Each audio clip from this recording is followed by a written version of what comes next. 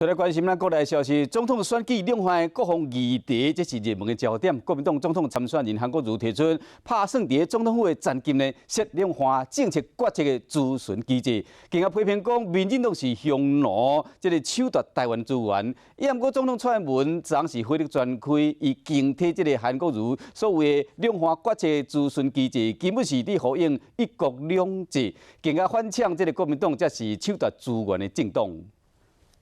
投票最大的全民运动来讲，好不好？蔡总统全力催投票率，嘛甲本土社团徛做伙，希望投票动工大团结。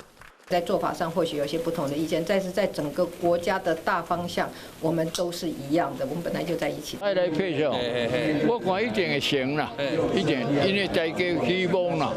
就伫韩国瑜副手宣布前，蔡老配已经传甲真热烈，无定人选互本土社团真满意，支持者拢倒来。不过除了副手议题，竞选议题开始相关到两岸甲国防政策。韩国瑜国政顾问团发出设立两岸政策决策咨询机制。如果我了解没错的一个反国统会的机制哦，那确实会让人有一个怀疑，说是不是在。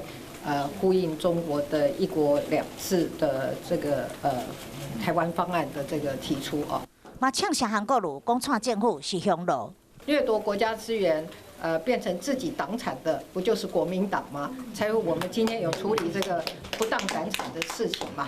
未离开之前，蔡英文总统也佮甲徛伫后面的郭宽敏、黄坤浩一个握手，不管是倒一派，有信心，要甲每一张选票拢摕到手。